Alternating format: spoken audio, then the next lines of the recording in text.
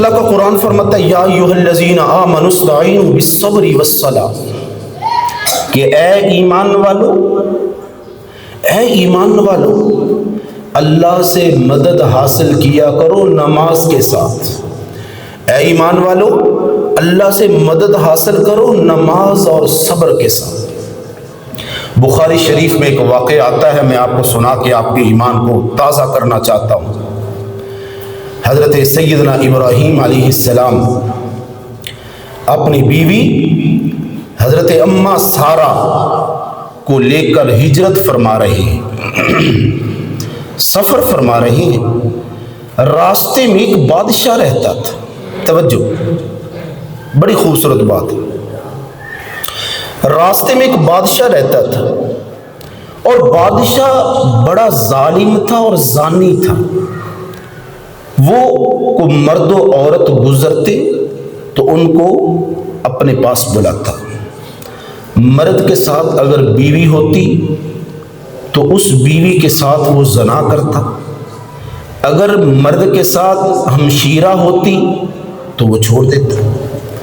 تو حضرت ابراہیم علیہ السلام اپنی بیوی کے ساتھ جا رہے ہیں، آپ کو کسی نے بتا دیا کہ یہ ظالم اس طرح کرتا ہے، یہ اس کا اصول ہے۔ تو حضرت ابراہیم علیہ السلام جب ان کے سامنے پیش ہوئے نا تو انہوں نے پوچھا کہ یہ کون ہے؟ تو آپ نے ایمان کی نسبت سے انما المؤمنون اخوہ، کہ یہ میری بہن، اسلام کے اعتبار سے فرمایا کہ حیا باقی رہ جائے۔ لیکن وہ آپ کی بیوی اماں سارہ کو دیکھ چکا تھا، جو حسن و جمال کی پیک کرتی، خوبصورت تھی۔ اس کے ذہن میں شیطان آیا، اس نے کہا یہ تو میں نے منہ کالا کرنا ہے۔ حضرت ابراہیم علیہ السلام کو باہر نکال دیا۔ حضرت ابراہیم علیہ السلام ایک درخت کے نیچے پریشانی کے عالم میں یا ایھا الذین آمنوا استعینوا بالصبر والصلاۃ، صبر کے ساتھ اور نماز کے ساتھ اللہ سے مدد حاصل کرنے لگے، مصلی بچھایا اور نماز شروع کر دی۔ اور حضرت اماں سارہ نے کیا کیا؟ بادشاہ کو کہا کہ جو کچھ تو نے کرنا ہے کر لینا، تجھے اجازت ہے، لیکن سارہ کو 2 رکعت نفل پڑھنے کی اجازت دی جائے۔ اللہ اکبر۔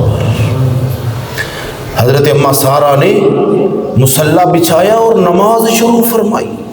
یہ اللہ کے قرآن کا حکم یا ایھا الذین آمنوا استعینوا بالصبر والصلاۃ، یہ ہمیں دعوت دیتا ہے کہ آپ کے گھر کے اندر کوئی پریشان نہیں ہے، آپ کے گھر کے اندر کوئی مجبوری ہے، آپ کے گھر کے اندر فقر و فاقہ ہے، آپ کے گھر کے اندر اولاد نافرمان ہے، آپ کے گھر کے اندر رزق کی تنگی ہے، آپ کے گھر کے اندر کوئی پریشانی ہے، وضو کر اے مسلمان، صلاۃ الحاجت کے 2 رکعت نفل پڑھ، یا ایھا الذین آمنوا استعینوا بالصبر والصلاۃ، نماز کے ذریعے اپنے رب کو پکار، اللہ تیری پکار کو سن کر تیری مدد فرمائے گا، اس کا فرمان ہے۔ تو اماں سارہ نے کیا فرمایا؟ سبحان اللہ۔ حضرت اماں سارہ نے مصلی بچھایا، نماز شروع کی، 2 رکعت نفل پڑھے اور اس کے بعد دعا مانگی، اللہ اس ظالم سے اپنی مدد فرما، میں حیادار خاتون ہوں، وقت کے نبی کی بیوی ہوں، میرے اندر حیا ہے، مجھے کسی غیر مرد نے چھوا تک نہیں، آج میں تیرے سے مدد طلب کرتی ہوں نماز کے ذریعے، آج میں تیرے سے مدد طلب کرتی ہوں صبر اور حیا کے ذریعے۔ فرمایا کہ نماز ختم کی تو بادشاہ کے سامنے جب پیش ہوئی نا تو بادشاہ نے جرت کی، بے ہوشی طاری ہو گئی، بادشاہ بے ہوش ہو گیا، غشی طاری ہو گئی۔ جب ہوش آیا دوبارہ ہاتھ ڈالنے کی کوشش کی، پھر بے ہوش۔ جب دوسری مرتبہ ہوش آیا، تیسری مرتبہ پھر ہاتھ پکڑنے کی کوشش کی، پھر بے ہوشی۔ جب تیسری مرتبہ ہوش آیا تو اپنے لوگوں سے کہنے لگا یہ کس کو لے کے میرے پاس آ گئے، یہ مجھے عام عورت نہیں لگتی، فوراً اس عورت کو ایک خادمہ دے دو، یہ اللہ کی نیک خاتون لگتی ہے اور براہ راست اللہ کی مدد اس کے پاس آ رہی ہے، اس کو ایک خادمہ دے دو۔ تو اس نے حضرت اماں ہاجرہ خدمت کے لیے دی حضرت اما سارا وہاں سے اپنے حیا کا دامن سمیٹتے ہوئے اور اللہ کی مدد کو لے کر جب باہر آئی تو کیا دیکھا کہ حضرت ابراہیم علیہ السلام خلیل اللہ درخت کے نیچے کھڑے ہو کر نماز میں اللہ سے مدد حاصل کر رہے ہیں۔ یہ واقعہ میرے اور آپ کے لیے ایک نصیحت ہے۔ یا ایھا الذین آمنوا استعینوا بالصبر والصلاۃ، کہ اے ایمان والو مدد حاصل کرو نماز کے ذریعے اور صبر کے ذریعے۔ اور یہ نماز اتنی بڑی سعادت ہے میرے بھائیوں کہ جو بندہ نماز پڑھتا ہے نا تو اللہ پاک اور اللہ کے فرشتے اس سے محبت فرماتے۔ ایک صحابی ہیں حضرت عمران بن حسین رضی اللہ تعالیٰ عنہ، 30 سال ایک خاص قسم کی بیماری میں مبتلا رہے۔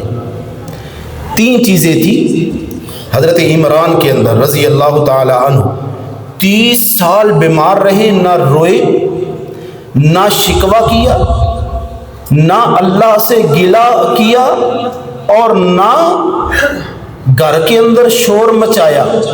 اپنی اس بیماری کے اندر صبر کرتے رہے اور نماز پڑھتے رہے۔ میرے آقا نے فرمایا عمران بن حسین میرا وہ صحابی ہے جو بیماری کے باوجود نماز اتنی مزے سے پڑھتا ہے۔ اے میرے صحابہ، یہ میرا صحابی عمران جب نماز تہجد کے لیے روزانہ اٹھتا ہے تو اللہ کے فرشتے نماز تہجد پڑھنے کے بعد اس سے مصافحہ کرتے ہیں۔ یہ میرے حضور نے فرمایا تھا۔ اللہ اکبر۔ اور نماز چھوڑنا کتنا سخت عمل ہے۔ صحیح بخاری کے اندر یہ واقعہ موجود ہے کہ مدینہ منورہ کے اندر ایک عورت چیخ رہی ہے۔ صحابہ کہتے ہیں ہم نے پوچھا بھی تجھے کیا ہوا؟ تو وہ کہتی ہے مجھے اللہ کے محبوب علیہ الصلوۃ والسلام کی خدمت میں حاضر کیا جائے۔ حضور کے پاس مسجد نبوی میں آ گئی تو میرے آقا نے فرمایا رو کیوں رہی ہو؟ تو وہ عرض کرتی ہیں سونیا میرا خامد کہیں گیا ہوا تھا تو میرے سے زنا ہو گیا، اور اس زنا کے اندر بچہ ہوا، اور اس بچے کو میں نے کسی مٹکے کے اندر ڈال کر سرکے کے اندر اس بچے کو میں نے رکھا، یہ میرا گناہ ہے۔ میرے حضور نے کیا فرمایا کہ تجھے زنا کی بھی سزا ملے گی، قتل کا بدلہ قتل ہے، اور یہ ساری برائیاں تیرے اندر موجود ہیں۔ لیکن الفاظ کیا فرمائے حضور علیہ الصلوۃ والسلام نے جو حدیث مبارکہ میں میرے آقا نے فرمایا جب تو چیخ رہی تھی نا، جب پریشان تھی تو مجھے یوں محسوس ہو رہا تھا کہ تیری کہیں نماز قضا ہو گئی ہے تو اتنی پریشان ہے۔ اللہ، ایک نماز کے قضا ہونے پر میرے اور آپ کے پیارے محبوب علیہ الصلوۃ والسلام نے یہ جملہ ارشاد فرمایا۔ تو اس لیے میرے بھائیوں یہ پتہ نہیں زندگی کتنی کہ ہے، نماز کی پابندی فرمائی۔ دیکھیں نا نماز جمعہ میں کتنے حضرات ہوتے ہیں، عیدین میں کتنے حضرات ہوتے ہیں، یہ محلے کے ہیں، لیکن نمازوں کے اندر 1 صف، 1.5 صف، زیادہ سے زیادہ 2 صفیں۔ تو یہ نماز اول ما یحاسب به العباد، بندے سے سب سے پہلے جس چیز کا حساب ہوگا وہ نماز ہے۔ تو اس لیے حدیث پاک میں آتا ہے کہ نماز تو اتنی بڑی دولت ہے کہ یہ دنیا کے اندر بھی برکت ہے، رزق ہے، عزت ہے، اللہ کی رضامندی ہے، قبر کے اندر روشنی ہے، حضور کی آنکھوں کی ٹھنڈک ہے، اور یہ نماز کل قیامت کے دن چہرے کا نور ہے۔ اور صحیح بخاری کے الفاظ ہیں، میرے آقا نے فرمایا جب ایک بندہ وضو کے لیے پہلا قطرہ اپنے چہرے پہ ڈالتا ہے کہ میں وضو کر لوں نماز ادا کروں گا، تو میرے آقا نے فرمایا اس کے اللہ سارے گناہوں کو نماز پڑھنے سے پہلے ہی معاف فرما دیتے ہیں۔